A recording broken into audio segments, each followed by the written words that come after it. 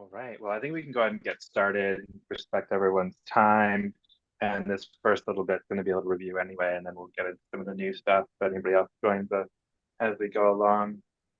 So, good afternoon, everyone. If you don't know me, my name is Jonathan Perrone, and I am fortunate to be a STEM content specialist and lesson plan reviewer for ASAP. And I have had the privilege of looking at about 2,500 lesson plans over the last year plus. And it's been a lot, of course, but it's also been really great as someone who's taught STEM for 15 years. It's always interesting to think you sometimes think, I've seen it all. And then you see some really great lessons going like, wow, I never thought of that. So it's been really fun for me to review a lot of different ideas and exciting lessons that are now up on our website. And it's really thrilling to see this resource being developed that can support not only Arizona teachers, but teachers across the nation and all over the world as we move forward. So let's go ahead and jump right in. If you have questions, chat is probably the best bet, and I will check it periodically and respond as best I can. Of course, Amanda's here to answer any non-lesson plan specific questions you might have at the end of our session tonight. So here we We go. do have a question and answer, so just go ahead and put it in there and we'll be able to, hopefully I'll be able to answer some questions as we go too. Right. So just as a quick review, for the most part, the lesson plans coming in are checking all the boxes, and that's great. And so these are the boxes that need to be checked in the lesson plan overview. We're going to talk about that very briefly, but then we're going to get into lesson plan enhancements, and that's really where we can see our lesson plan step up a notch so that when other teachers download them, they're getting something special, they're getting something that's really useful for them, and that is the goal of this database course. We have a very brief reminder to a few fellows who are part of partner organization cohorts, and then we'll open it up for some Q&A at the end if you have any questions. And then we'll be able to share out all of the links that are in this slide deck with you once we wrap up this evening. Okay, so again, this real quick overview. This was something we shared out in the fall. The lesson plans that we are collecting are STEM lesson plans, and historically, there's been two different ways of looking at that. There's siloed STEM, meaning science is STEM, and technology is STEM, and engineering and math are each STEM in and of themselves. That's not the model we're operating under here. The model we're operating under is an integrated or transdisciplinary approach to STEM, meaning that these areas are occurring at the same time in a lesson. And so our requirement for all lesson plans for ASAP is you have to have at least two of these areas emphasized in every lesson. So if you have a really terrific science lesson, it needs to also emphasize technology, engineering, or math. In a perfect world, every lesson would have all four pieces, but that doesn't happen. And it really can't because some lessons don't lend themselves to that, and that's okay. But there is a requirement. This is probably the number one or number two reason why a lesson plan would get kicked back to you as not accepted is because it's only one of the four areas. Most commonly, I get science lessons and they're just science. Okay. I do occasionally get a math lesson that's just math, etc. But for the most part, that's what I'm seeing and having to send back. People say, hey, this is a great science lesson, but I need to know how you're applying the idea of technology, engineering, or mathematics. I can help you with that. I can give you suggestions. That's certainly something that I can do for you. I just can't do it for everyone on every lesson, of course. So feel free to shoot me an email if you have a question like, hey, I've got this lesson. I don't know how to add one of these other areas, and I'm happy to help with that.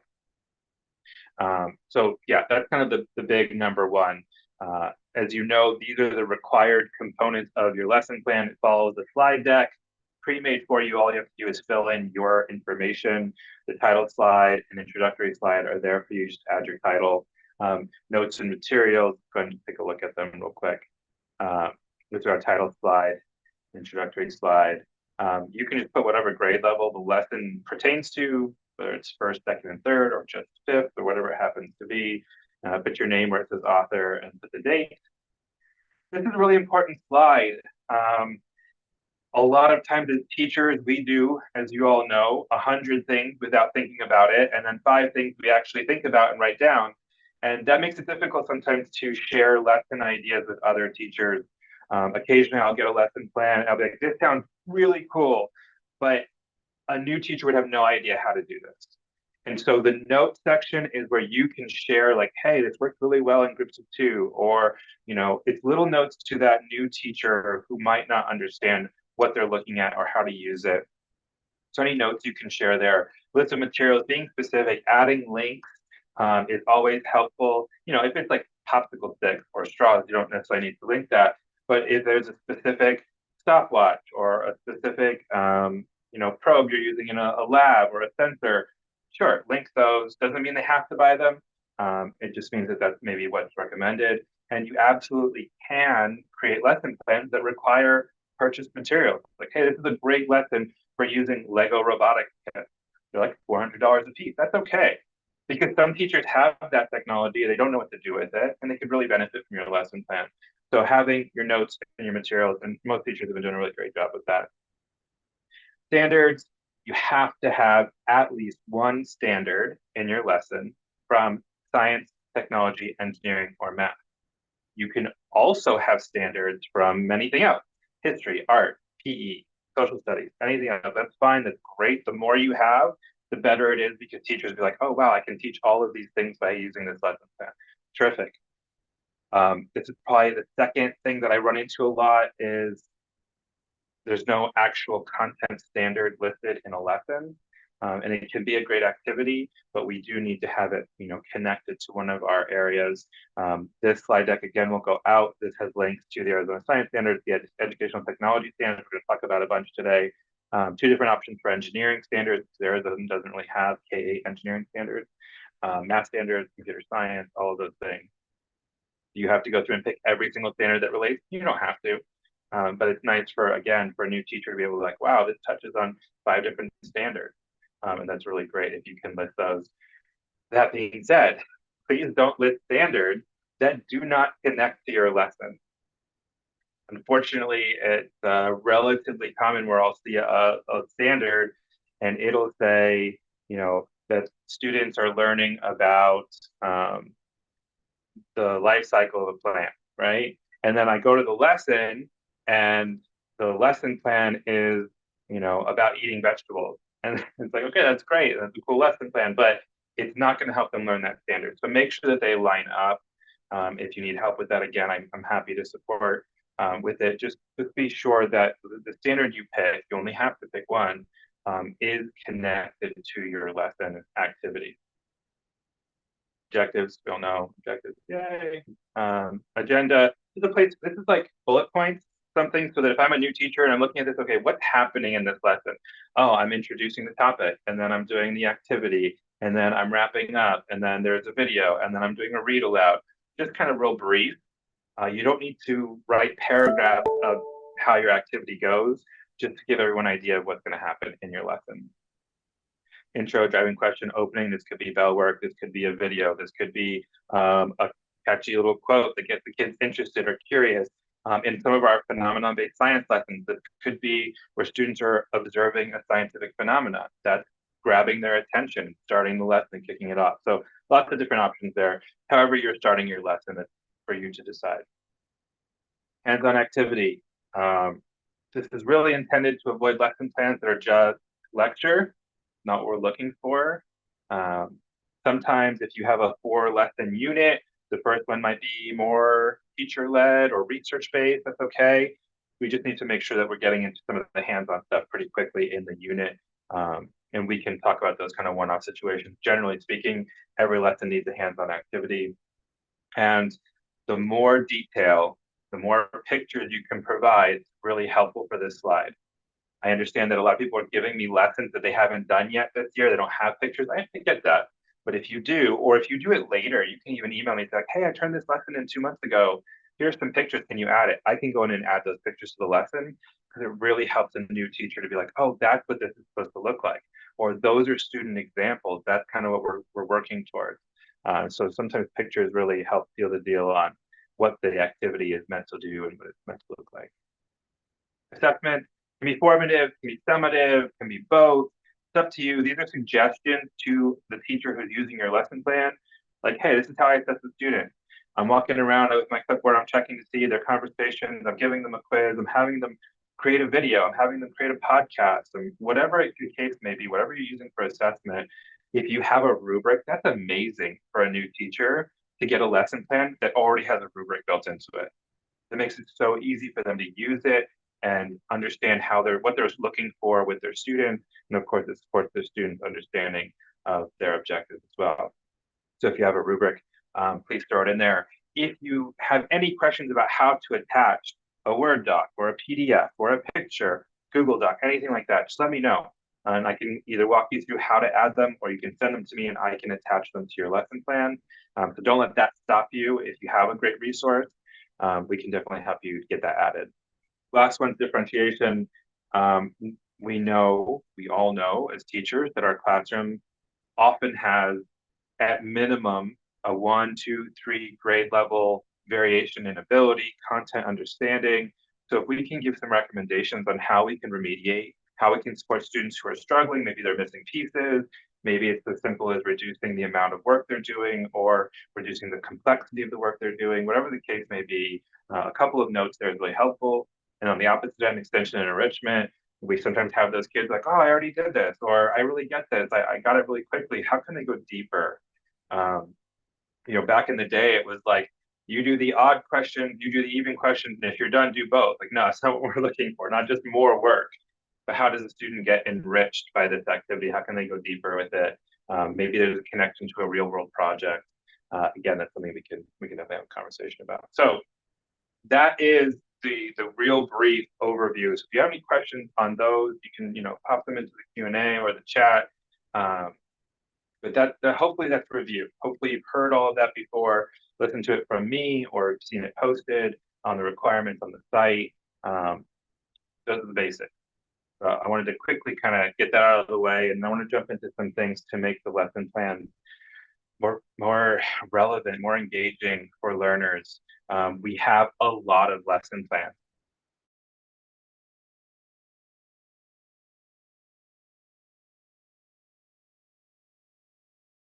Don't put it on the website. And usually the reason is because we already have 7 of those lesson plans, right? And that's just the reality. And that's fine. It still counts. You still get credit. But ideally, we'd have new lesson plans, different lesson plans, unique lesson plans that I read and I'm like, oh, we have something similar, but this is so good. I'm still going to publish it to our site. And so I wanted to spend the majority of time tonight talking about some of the ways that we can make these lesson plans just a little bit more relevant, more meaningful for our students. And so I'm going to go through some of these a lot, some of these a little bit. The first one is Arizona relevance. How can we write lessons that are more relevant to students in Arizona? The second one is technology integration. I'm going to show you a couple of models about tech integration and the standards, and we're going to talk about that quite a bit. Having a literature focus, even big kids like to be read to. I read A EPEC Architect to a group of high schoolers about 2 hours ago. Their attention was rapt. They totally loved it. So that can be a great way to center and focus the lesson. And then I want to talk about math standards, what I'm seeing versus what I'd like to see with how they're applied to our lesson plans. And then hopefully touch a little bit on phenomenon-based lessons, which I know ASK does a lot of. So I just want to be brief with that as well. Okay. So Arizona relevant.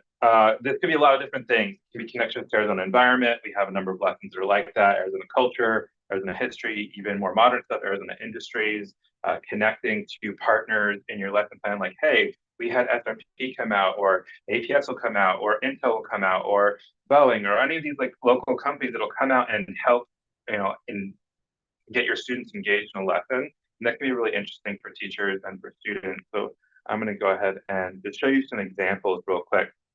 This lesson I actually looked at today, and it's about gravity and orbits in our solar system. But if we scroll down here, I want to go to this one. There's a whole section of this lesson on the connections between space exploration and Flagstaff.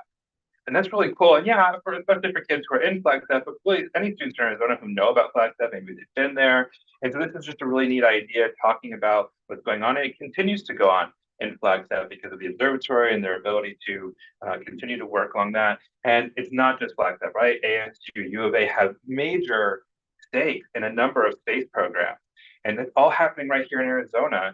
And there's so much going on with, the modern space race and who's going to get to Mars and all these different projects, very relevant. There's a lot of industry that our students may one day be part of, and Arizona has a big stake in that. So this is one example of a lesson that, a good science STEM lesson, talking about gravity, talking about orbit and that sort of thing, but then it has that local connection. And as a student, it's like, okay, yeah, that's kind of cool. The planets are spinning around, da da da. Oh wow, like this is going on in Arizona. Like, this is right up the road, and that really adds that extra bit of buy-in for students. So that's a really cool one. Another one, I really love this lesson. This one came in early in year one. I was like, wow, this is so great. So this is about the three sisters, which is a form of gardening with three particular plants that all support each other. You'll notice that there are a whole bunch of standards here for different grade levels, which is great. Um, anyway, this is kind of the idea here of the three sisters. There's a whole book about it, so it gets into that literature focus as well. There's the hands-on component, and we have a ton of lesson plans about planting a seed and watching it grow, right? Like, there is a ton.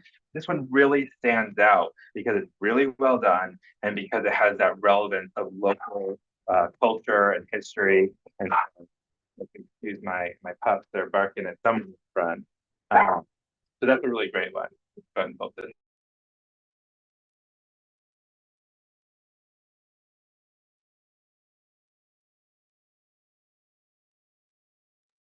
All right. So our next one.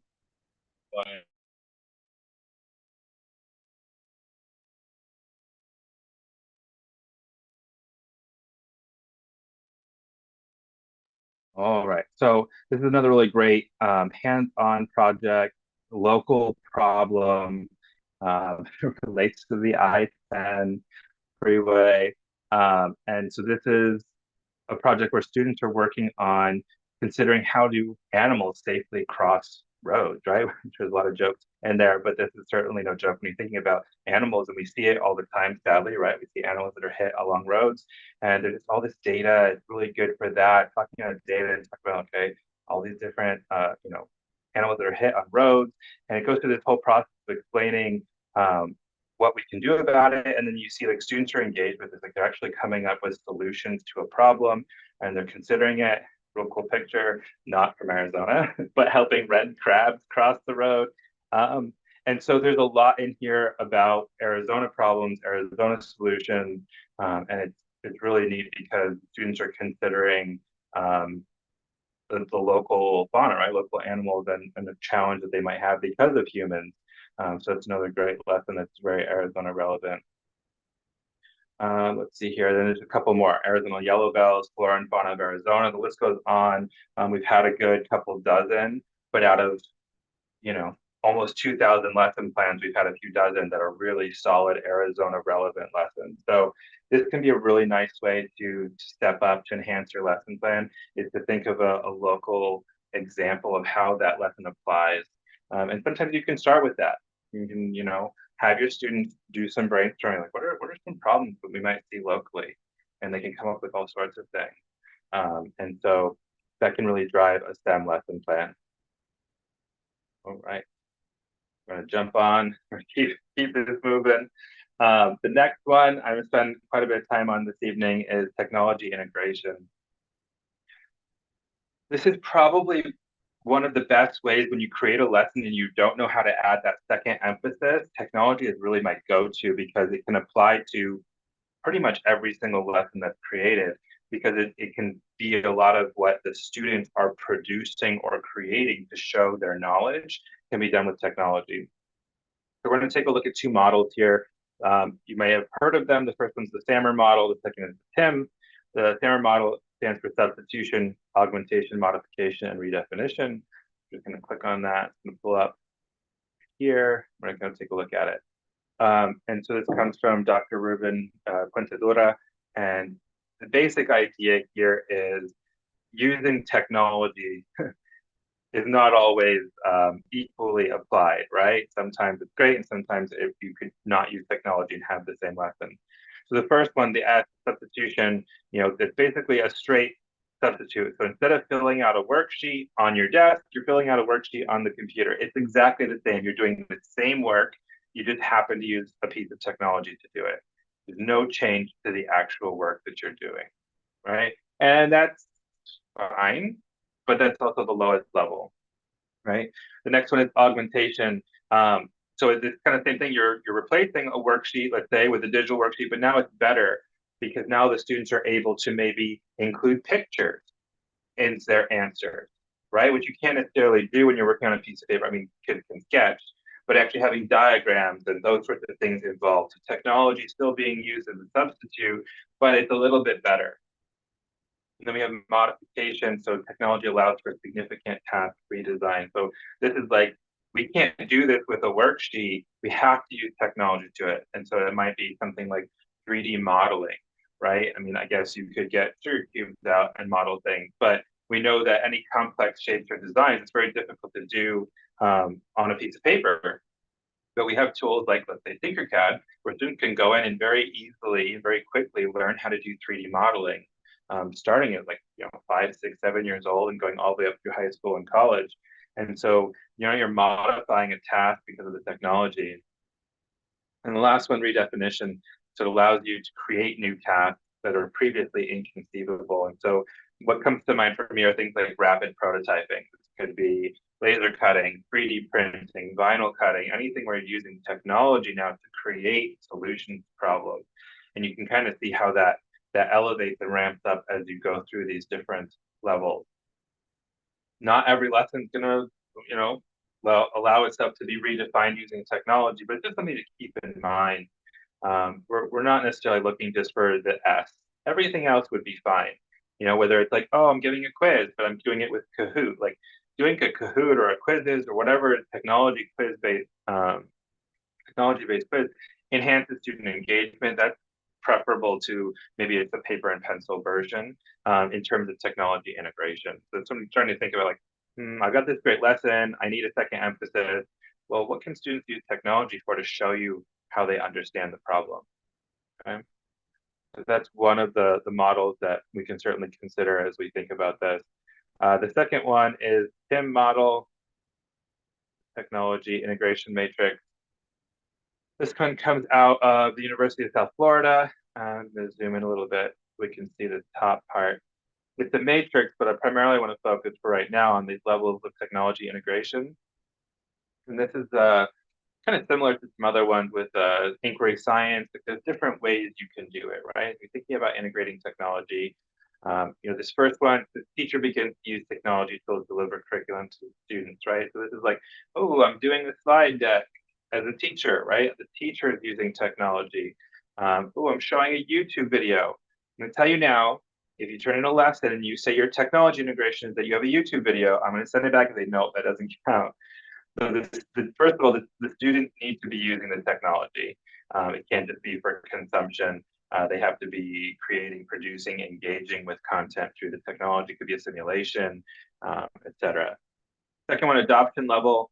The teacher directs students in conventional procedural use of tech. That's like, hey, today in class, we're all going to use Word, PowerPoint, or Google Slides, and we're going to type an essay. Like, that's totally fine. But again, we're just having them do what they could already do using technology. The adaptation level, you're telling them like, today we're going to explore this. We're going to explore Canva today. Everyone's going to make a flyer for the school dance, and then we're going to pick one to print out. That's totally fine. I love Canva. Canva's great, but it's still very teacher directed. And then as we move up, then the teacher is going to provide the context. Like, all right, we're going to have a challenge to see who can create the best door signs for the sixth grade wing. We all need new signs outside of our classroom.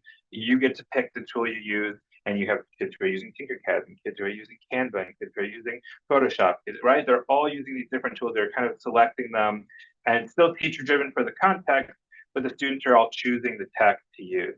And you can include that in your lesson plan as a suggestion, like, hey, when you get to this part, allow students these options. And then the transformation level, that's where it's like the kids are coming up with problems. They're choosing the technology to solve those problems. Very high level, higher order project. It doesn't always have to be that, right? And so I have some examples here so you can kind of have an idea. Entry level teachers using YouTube, showing a video, using Google Slides. Students are using some of the basic Office kind of tools. Adaptation, excuse me, teachers introducing new tools, students are exploring, and then so on and so forth.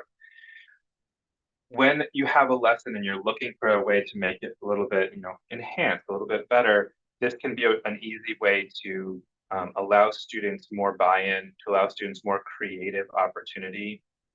How often I go in front of a class and I say, hey, how often do you get asked to be creative? And they say basically never, right? And that's more and more common as kids get older, unfortunately. But this is an opportunity to allow them to be creative, explore some of these tools. A piece that goes along with this, of course, is AI. You can go to ChatGPT and you can type in what are some good ed tech tools for students to be creative. As you can see, I did, and ChatGPT would kind of spit out, its top 10. Scratch for coding, creating games, little apps, Tinkercad for 3D design, Canva, Buncee, some of these I've never heard of, Book Creator, Kahoot, Jamboard, Flipgrid, which is now just Flip, Soundtrap, Padlet, right? So harness the power of AI, allow your students to use it, allow your students to go to ChatGPT and kind of put in or prompt you maybe if you don't want to necessarily give them an account on there, and they can give you ideas to ask questions and come up with some ideas. That can be a great way of integrating technology, and you can include that in your lesson plan too. Like at this point, log into your favorite AI tool and have your students suggest some questions to ask so that they can pick a tool to use for the next step. All right, these are all different opportunities to integrate technology within your lesson plan. We have a wide variety of lessons. When you go to our database, you see here you can choose different areas. Let's put this one up. Right, within technology, these are our technology standards. They're the main strands of it. And so maybe you want to say, okay, well, I want my students to be innovative designers. Click on that one. Apparently, there it goes. Doesn't want me to click on it. And we can hit apply filter. And it's going to give you all the lesson plans in our database that are linked to that content area, right? So you have a whole series. There's a 9-lesson set or 8-lesson set of Simple Machines lesson plans. There's a whole workshop done on it. So that one's pretty good. Or maybe you're like, oh, I'm a 3rd grade teacher and I still want that technology strand.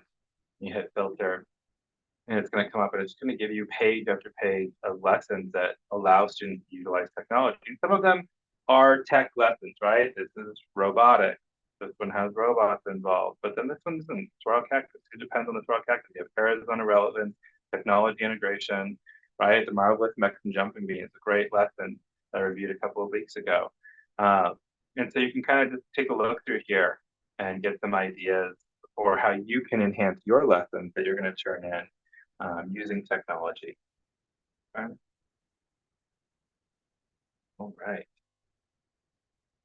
So as I mentioned, I read a UPEC architect to a class full of high schoolers today, and it went great, and they loved it. I've read The Boy Who Harnessed the Wind to them recently. I've read The Most Magnificent Thing to them recently, and it's never not a good day when you can read a piece of children's literature to kids at any age. And so it's really not only for primary grades, it's a great foundation for any STEM lesson plan. Um, my kids really love a book called The Big Orange Splat. And I had it on my desk one night after I read it to them for bedtime. And I was like, you know what, I'm going to write a STEM lesson plan about this book. And I sat there for an hour and I put together a lesson plan. It's an engineering activity and there's art involved and students get to be creative. And it was fun. It was just based on, a book that I enjoy, but I also think students can get a lot from. That particular book is all about being yourself and identifying the things that make you you. And it's a great story. And then it turns into a great STEM activity. And so that can be a way if you're looking for ideas to create new lesson plans that are more meaningful, more engaging. Start with a picture book. Start with something simple that a teacher can read to their students. We have quite a few of these, but it's always great to see them as they come in. One of the great things about this is it creates a shared experience, it creates a reference point.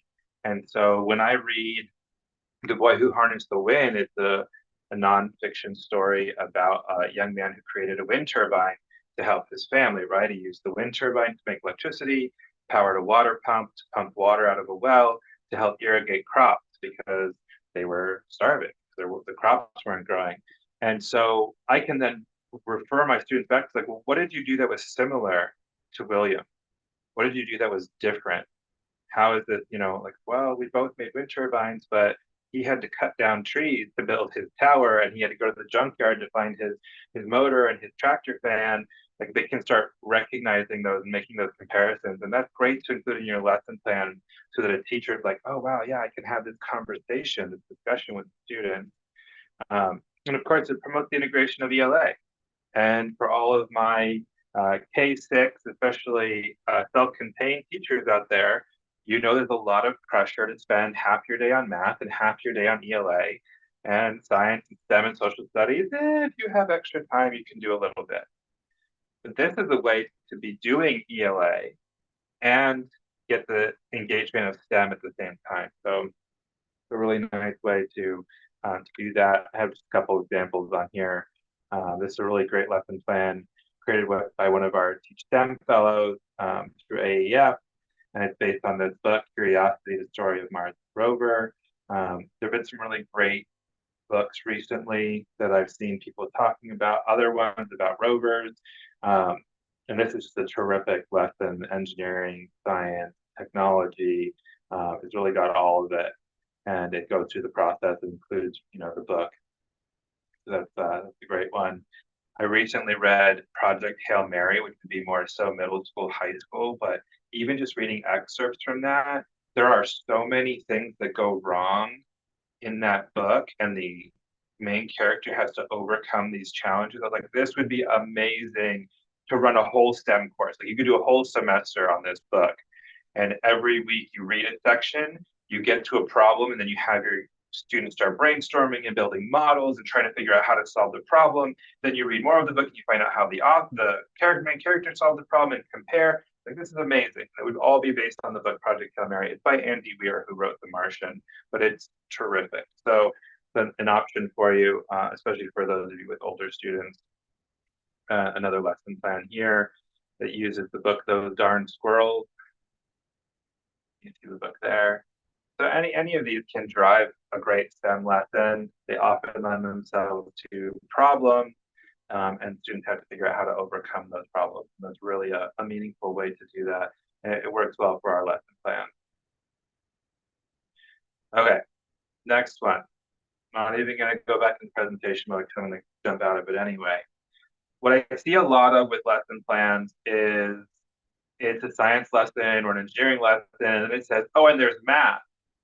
I'm like, cool, there's math integrated lesson. But then I look at the math, and it's like, let's say, an 8th grade lesson, and the math is like adding or multiplying. Now, I know what you're thinking because there's a lot of middle schoolers who can't add or multiply. I get it. But as a general rule, we'd love for an engineering activity in 8th grade to have 8th grade math in it. That gets it's challenging. It gets tricky because as you get into middle school math, the standards maybe are less easily applied.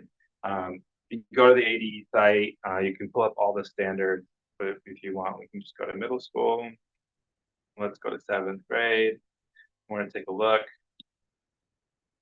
And so, we can just kind of look through here. Proportional relationships, using them to solve mathematical problems in a real world context. Wow, real world context. Immediately that screams STEM to me, right? And so I can actually pull a standard and start with that, right, the standard, and then create the engineering activity. Most of the time, myself included, what I see is that our lesson plan authors start with the activity and then work backwards and say, what math was involved with that? It would be terrific if you started with a standard and then tried to figure out what activity could go with that, either a science activity or an engineering activity, right, or a technology activity. And so looking through the standards, starting with the math standards can be a really great way to do this. So solving mathematical problems and problems in real world context using numerical and algebraic expressions and equations. Great. Talking about money and how much money you can make per hour. I do an activity. A lot of you have done this STEM activity. We do the three little pigs, or I like the three little javelinas, give it to Arizona Twist. And students have to build a house for the three little pigs, right? Well, if you assign money values to each of the materials, then there's a budget. And then you can start working in some of this middle school math into what can often be a K-3 lesson plan, but now it's relevant to middle schoolers. We're doing middle school math with it. So it's something that I would love to see more of. Most of the time when I see middle school math standards, it's a math lesson with a little bit of something else sprinkled in. It's a little bit of engineering, a little tech, whatever the case may be. But I'd love to see a really integrated lesson that starts with a standard pulled from math. It could be something from geometry, draw, construct, and describe geometrical figures and describe the relationship between them. That totally screams Tinkercad, 3D modeling, 3D printing, right? Start with a math standard, translate it into an engineering challenge. That would be terrific. So just trying to give you ideas of how we can get more lesson plans that are diversified, that are actually going to get published to our site and not be like, oh, that's cool, but I have 17 lessons on hydroponics. I've got 15 bridge building and 14 egg drops, right? Like there's a lot of standard STEM lessons and they're great. And sometimes I might have 20 and you turn in an outstanding lesson. I'm going to put it on the site anyway because it's outstanding and that's fine. But you can go through there and take a look and see that there's some redundancy there on our database for sure.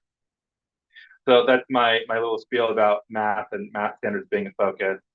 And finally, this definitely comes from a science focus, which we have a lot of science lesson plans. I think out of like 2,000 lesson plans, like 1,900 have had some level of science in them. So I'm not worried about getting more science lesson plans. But what we do see is a transition in science in general to a phenomenon-based science curriculum, science engagement. And so really what I thought was so cool is when I was teaching science, 15, 16 years ago, I was introduced to the KWL, right? What does the student know? What do they want to know? What do they learn? It was great. I used to use it all the time. And then someone turned in a lesson plan. I'm sorry if you're here and I'm stealing your idea just to share. And it was an OWL. Made me think of Harry Potter. But anyway, OWL, observe, wonder, and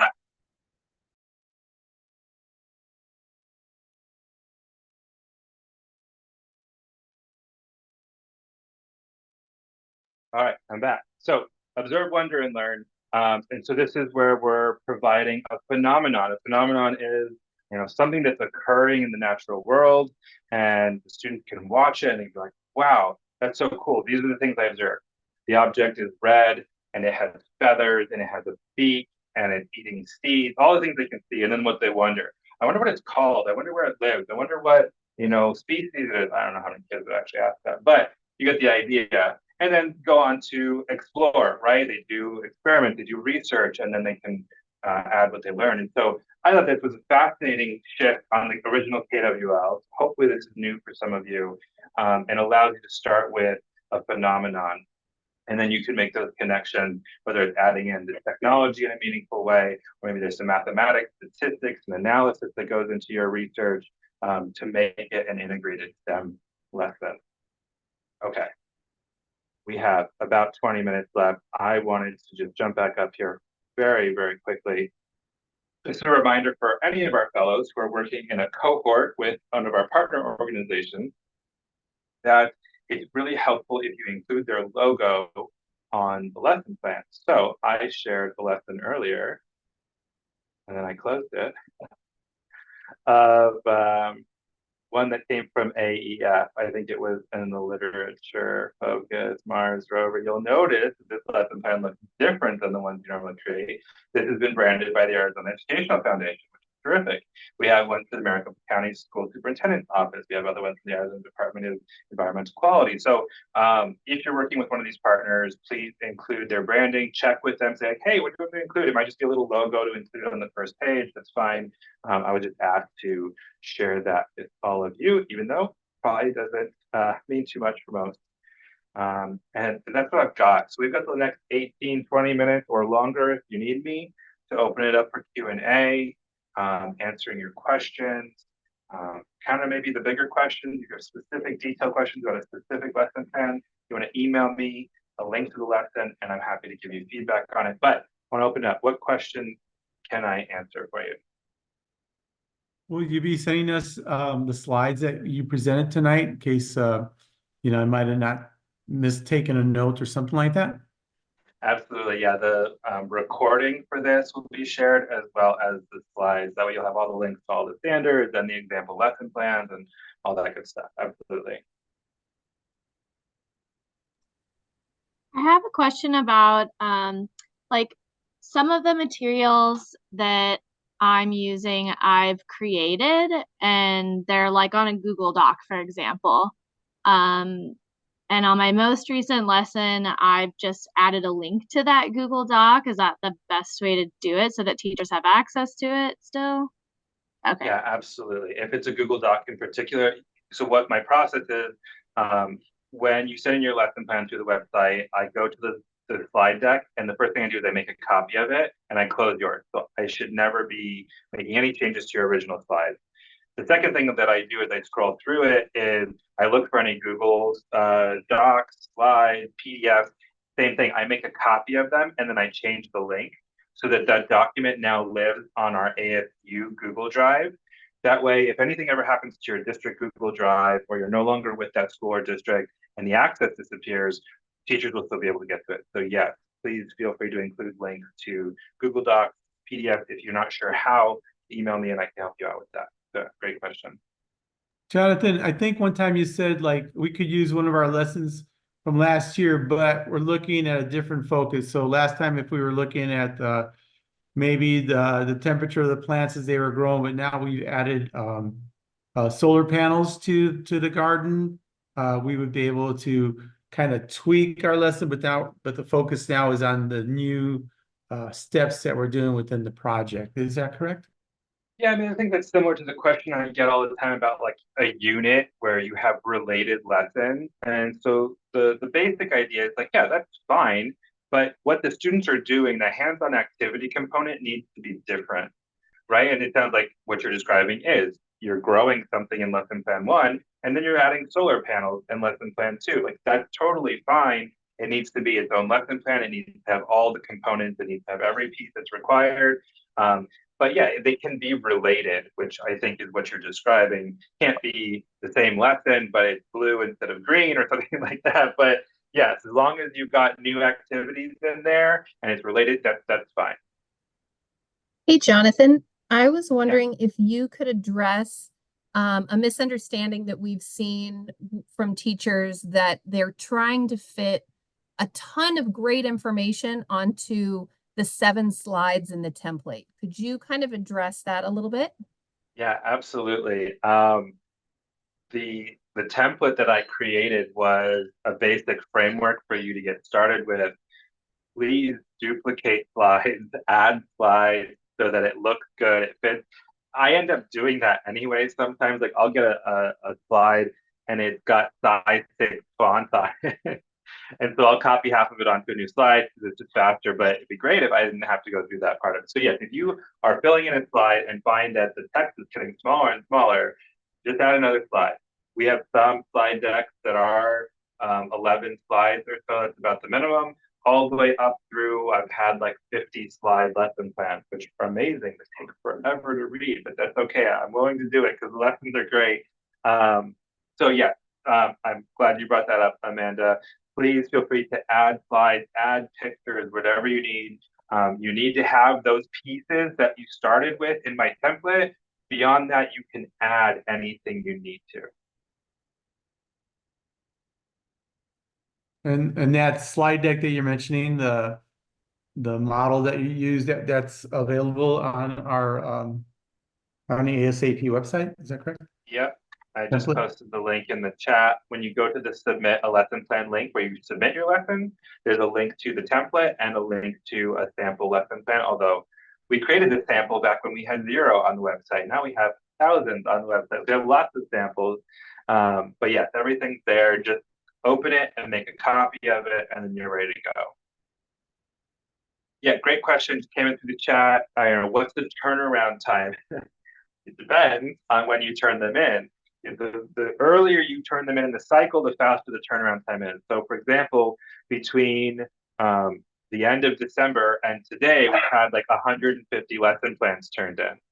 So the turnaround time's a little bit longer.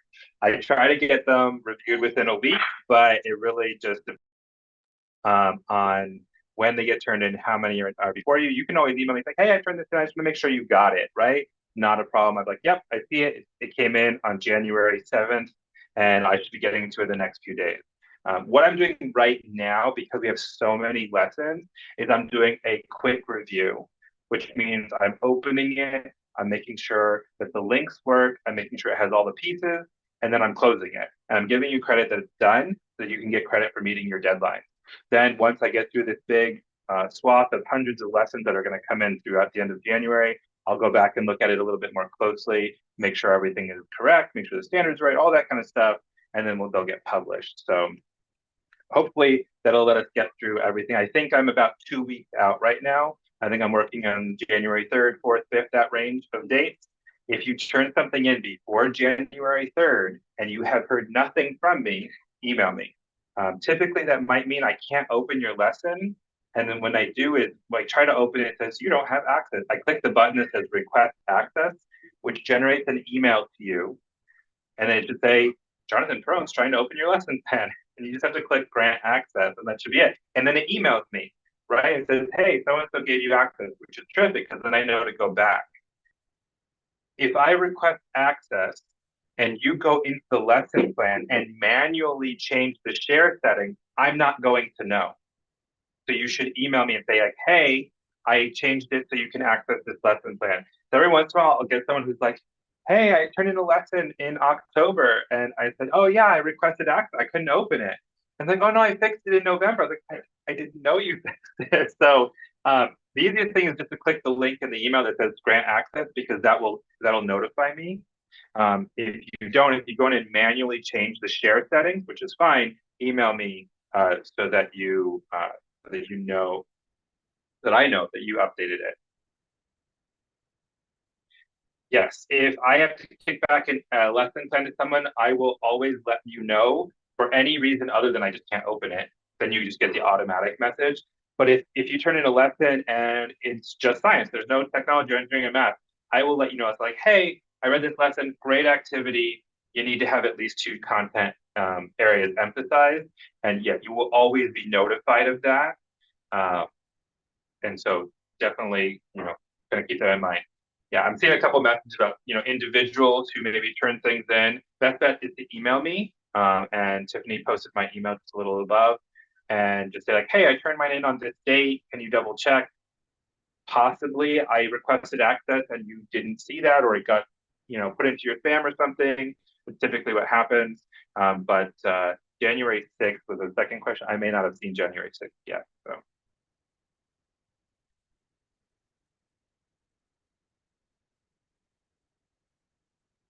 All right. Other general questions. I'm going to respond to some people by chat. Can we use resources from the STEM scope after originally made by us? So this is a great question. In general, can you use resources from like a retail source or an existing resource? The short answer is yes, absolutely. If you have a lesson plan and it's 15 slides and you're using one slide where it says, hey, STEM scope says this great thing, absolutely.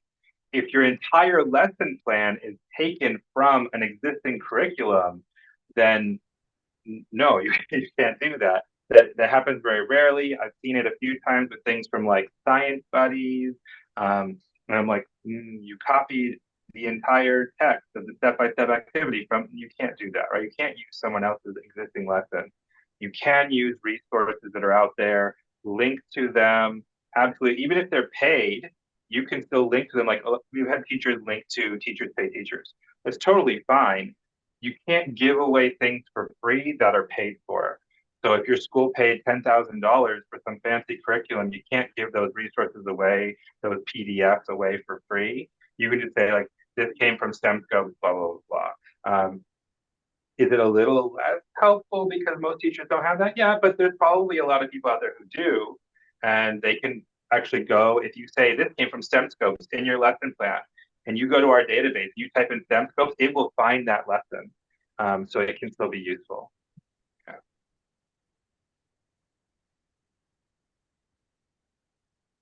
Hey, Jonathan, I just answered a question in the chat, but it was several more people asked a question in between. So I just wanted to clarify. Somebody was asking, like, do all of our corrections have to be done before January 31st? And Okay. I was saying that no, No. it's absolutely fine. We just Yeah. want to know that you are in the process, which is why we're giving this January 31st deadline. If Jonathan comes back to you and says, hey, let's rethink this, let me help you brainstorm, let's look at it from a different angle, that's fine. That can all happen after January 31st. We just really need a sense of where everybody is at so that, it helps light a fire under everybody so that we, because we're all busy. And so we want to be able to help you get all 4 of these lessons done so we're not rushing at the end.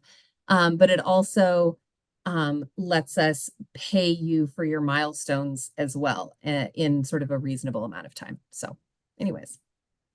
Yeah, absolutely. So obviously with the deadline being the 31st, if we get 300 lessons submitted on the 31st, you're not all going to hear back by the 31st, but we'll know our system dates everything. And so we'll know when they were turned in.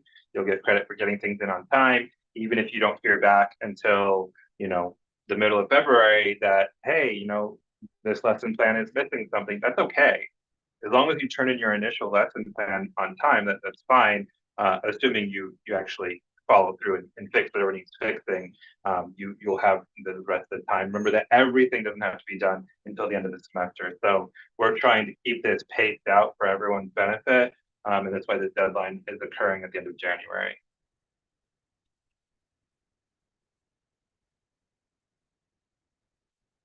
Yes, if you turn in a lesson plan that other teachers have done, that's okay. Hopefully yours is slightly different grade levels, different materials, or whatever the case may be. That's fine.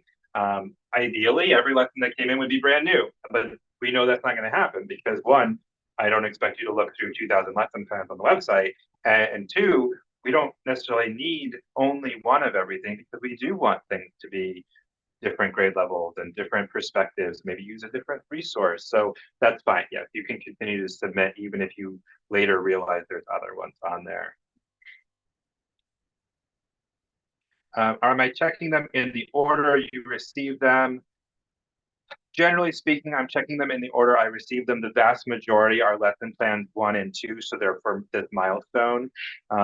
If some people's 3rd or 4th slip in there, I'm not necessarily going to skip them because that's a headache to go find them, but I am trying to get through them as quickly as possible to get them at least that initial check-in, so like, yep, I have them, and they've been checked for that the first check.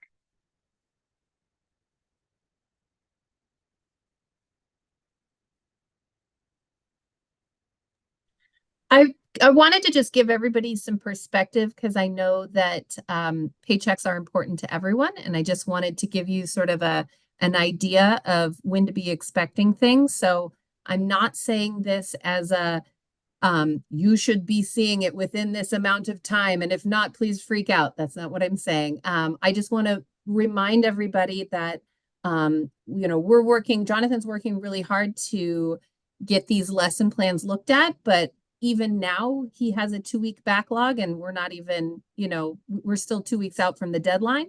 So that backlog is going to get bigger as we get towards the 31st. So please allow for several weeks after you turn it in before you start wondering if it's been looked at or approved.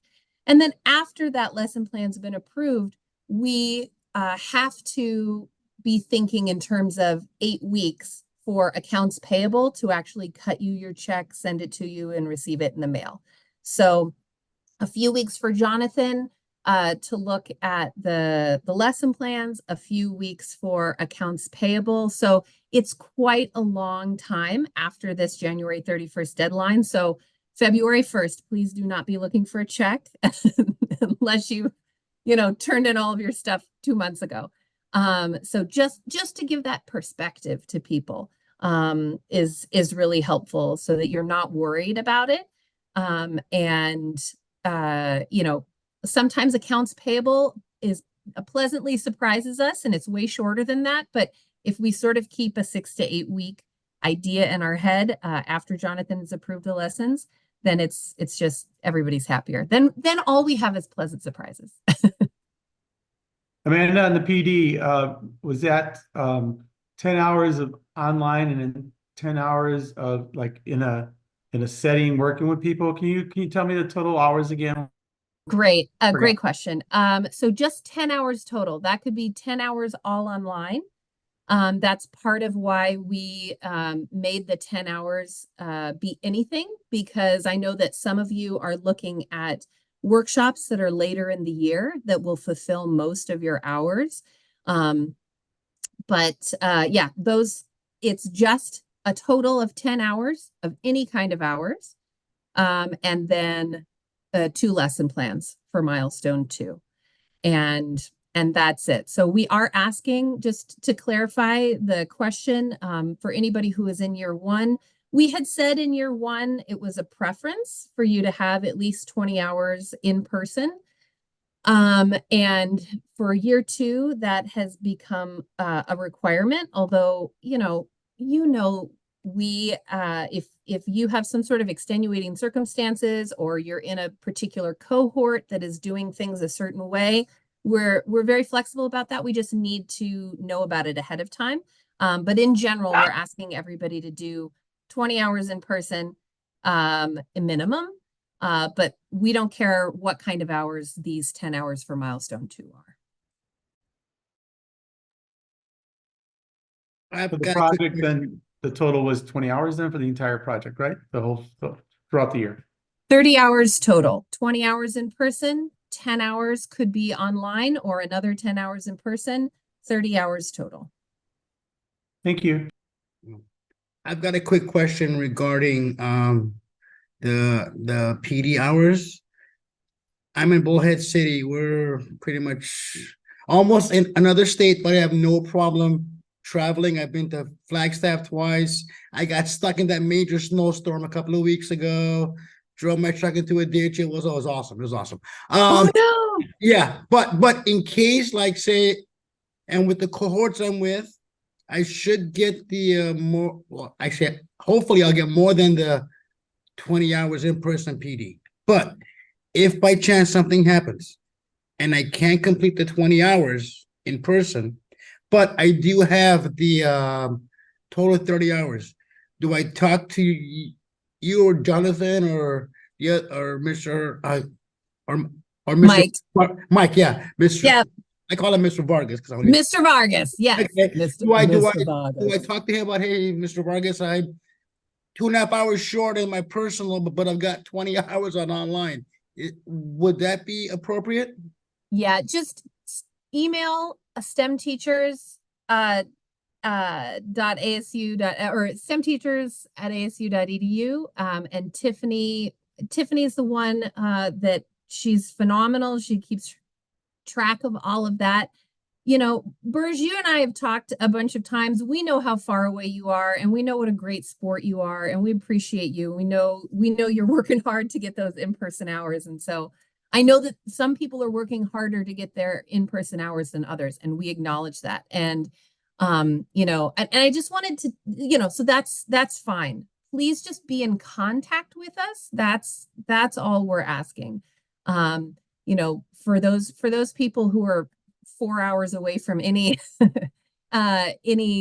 city center, we get it. We understand how hard you're working. The other thing that makes me think of, I just want to throw it out there too. Some of the opportunities that were happening in places like Yuma or Lake Havasu City, or in Bullhead City, or in White River in last year are not happening in the same ways or the same locations, and people might be feeling like, ooh, I'm really struggling to get these in-person hours. Please let me or Tiffany or STEM Teachers Phoenix email address know. I'm sorry, STEM Teachers Phoenix. Oh man, long day. I mean STEM teachers at ASU. Let us know, because we are in contact with these PD partners. You can be in contact with the PD partners and try to bring somebody out if that works better for you. Or if, just in generally say, hey, I'm at sort of this grade level. I've got this many people out near where I am. Is there anything we can do? We can try and help coordinate that for you, and facilitate that. And we have PD partners who are willing to work with you. So please let us know if you're really struggling. I know particularly up where Burge is at northeast corner of the state, we've really been struggling to get PD partners out there, because we were really struggling to fill those classes in previous years. So anyways, long story short, let us know. Oh, Just be in contact with us. good thing is Asta is coming out here to do PD in April. That's awesome. Yeah, so Fantastic. that's right there, and I know them as well. So yeah, it'll work out. It'll work out. It will. And that's kind of the thing that I just want to tell everybody, like, deep breaths. We're working for you. If you are feeling lost or feeling like you can't get the PD, it's possible that there's something in your area and you just haven't seen it. And so, like, if you contact us, we can make you aware of it. Or if you can let us know where the gaps are, and we can help fill those. So thanks, Burge.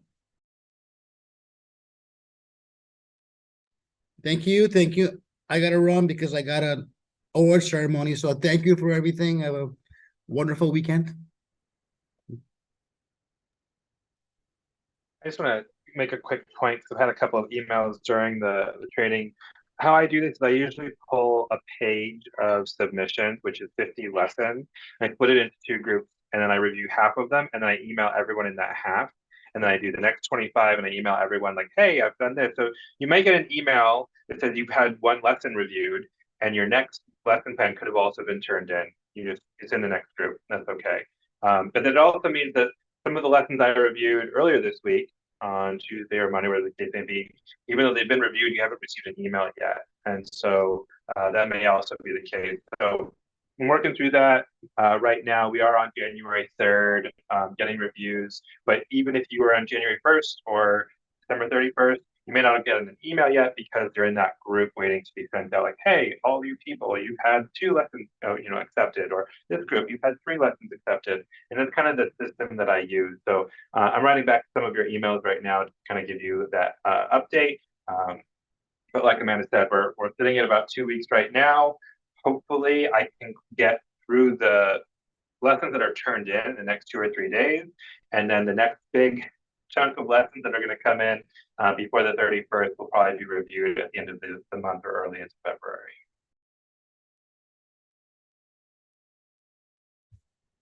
Jonathan, would it be best if we are sending you the 4th lesson plan to wait until like March?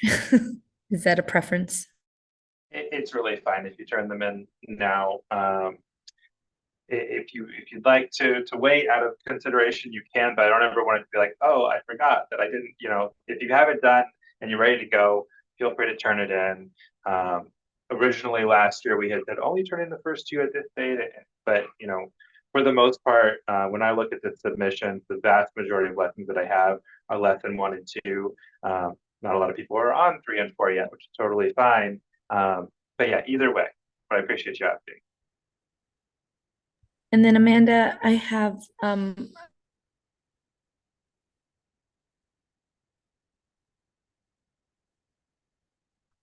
Uh-oh, Megan, you froze. I have a question, or Jonathan, both of you will know. Sorry, my internet keeps going in and out.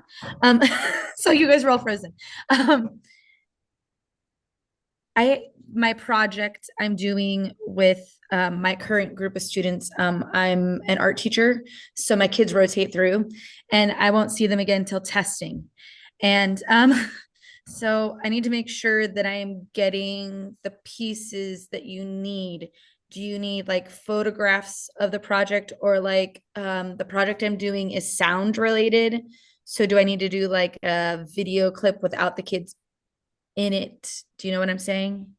Yeah, thank you so much. This is a great question. So, yes, video clips are amazing, but you are correct. We do ask for photos in your end of the year report. So I think I just had Bharat update. I feel like I just had Bharat update within the last few weeks, sort of a reminder of what is on that final report and what we're looking for.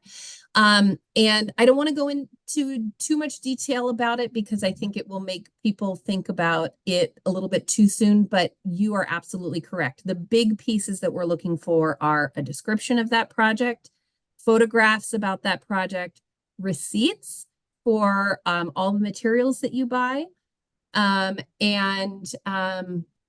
feel like there's a fourth big piece that I'm missing. Tiffany, if you wanna, if there's something big that I'm missing right now, please feel free to let me know. But yeah, we really need to have any supplementary things on top of that you want to turn in. That's fantastic. But a really robust description. And the other thing too that I do want to say about the end of the year report and projects and all these things is like, you guys do some amazing things. And I have talked to people over the course of year one and part of year two about what you are doing in your classes. And then I go back and I look at the end of your report and I'm like, I know they did more than that, but they're just telling me about this one tiny little piece.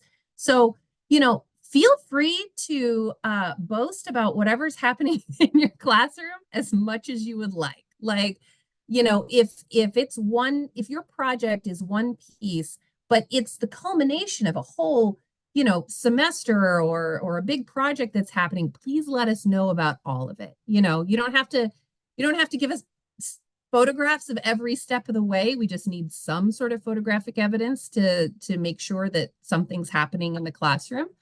But yeah, please boast about yourselves because you are amazing and we appreciate you. And we want to be able to talk about all the cool things that you guys are doing because people outside of your classroom, your school, they don't know how cool you are. And I would like to tell them. So please, photos, receipts, and a good description. Those are the big pieces.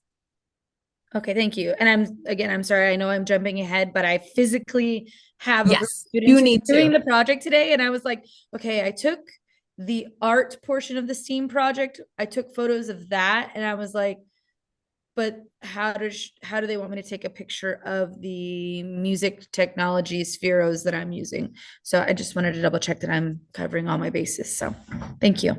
Yeah, absolutely.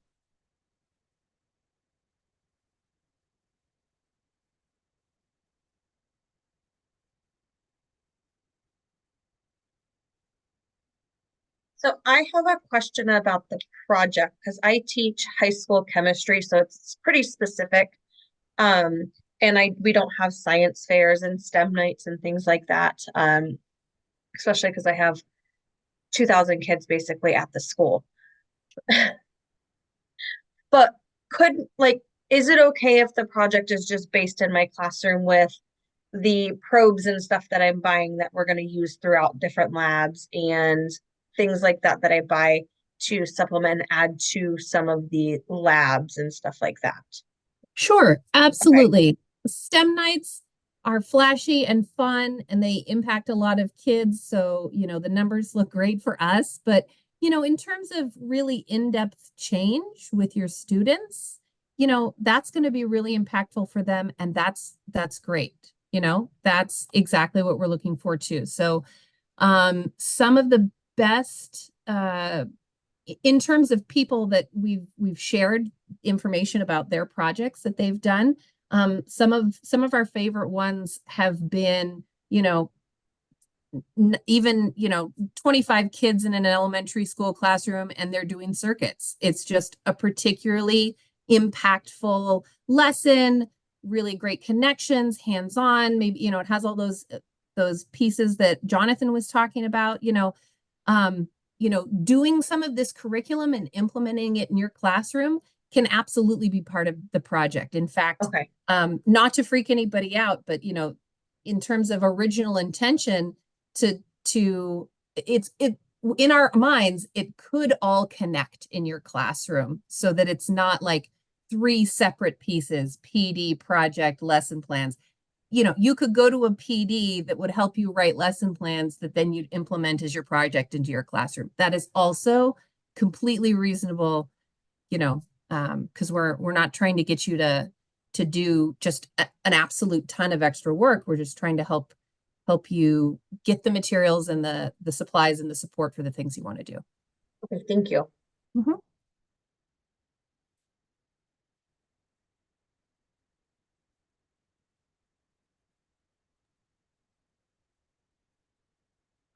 At the risk of talking too much about milestone 2 and 3 stuff, and not just lesson plans, I've been getting a couple of questions from people about, oh, I had to end up canceling PD that I was going to do in November, and now I'm worried about meeting my 10 hours for the milestone 2 deadline. Our big thing is we just want to know that you have a plan. So if you have a cohort, I think Lacey, I was going to answer Lacey and it looks like she's left. But if you have, if you're in a cohort, like Jonathan mentioned, that is, doing hours and lesson plans on a certain schedule, we're already probably aware of it, but just contact us and let us know. If you've had some sort of tragedy or some sort of extenuating circumstances in your family that just basically, made you like fall was not a good season for you, please just let us know. We are here to help you and support you and help you make a plan. But the only problem that we're going to run into is if we get to February 1st and we've had no contact from you. That's what we're looking for. So if you are concerned about getting hours, you can contact us. You can go on the Facebook page and look for the different options that are out there. There's a lot of online PD that Tiffany's been sending out in the last few weeks, specifically because we know that there are people who are looking for just a couple more hours to fill in those 10 hours before this deadline. And there's actually quite a lot that's going on. So there's lots of different options in terms of trying to make those hours by the 30th, or if you have a plan, like I had to cancel what I was going to do in the fall, but I'm planning to go to this big summer workshop. We just need to know those things.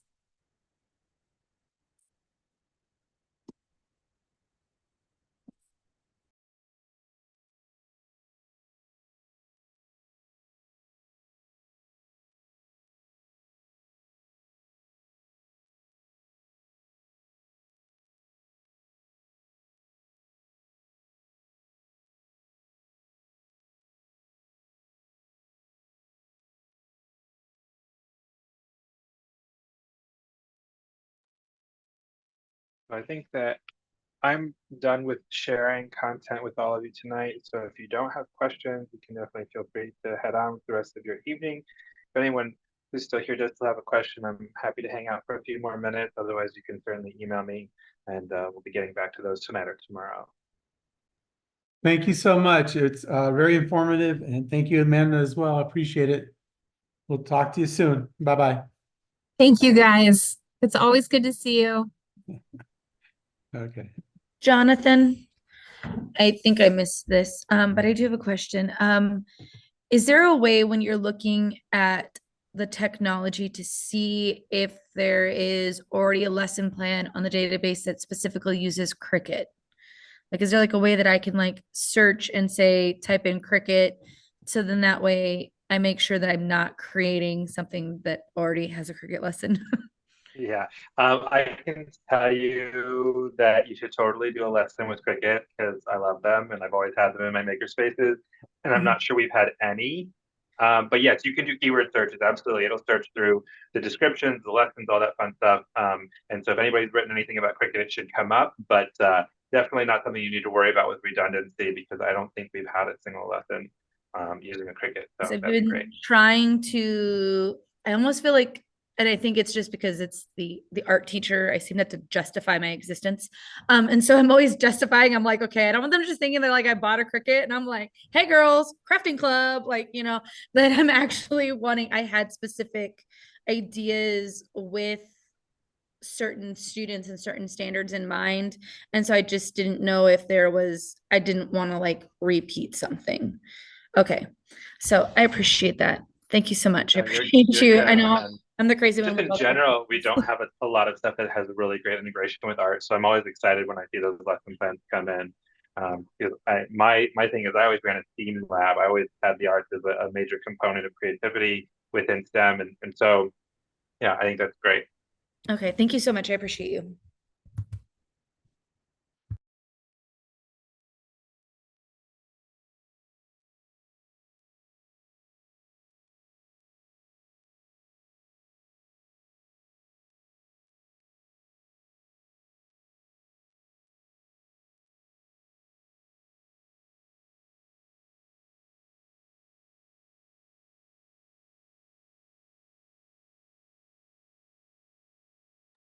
I know there's almost no one left in here, but for those of you who are interested, we do have office hours. Mike and I will be hosting over the next few weeks. So Mike's first office hour is tomorrow. And then he has another one on, I want to say the 25th. I'm wrong, please correct me, Tiffany. And then my next office hour is on Monday, the 29th. So, you know, you can always email us, you can always contact us that way, but if talking in person is more helpful or listening to the questions that other people ask, we've got 3 sessions coming up for you as we approach this deadline.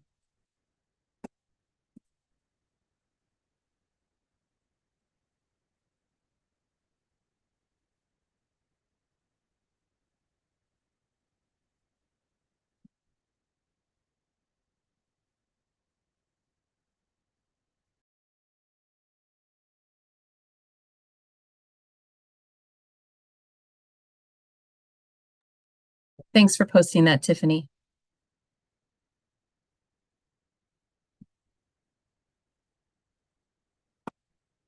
Well, are we good? What do you think, Jonathan? I think so. All right. Thanks, Dustin. Thank you guys. Have a great evening.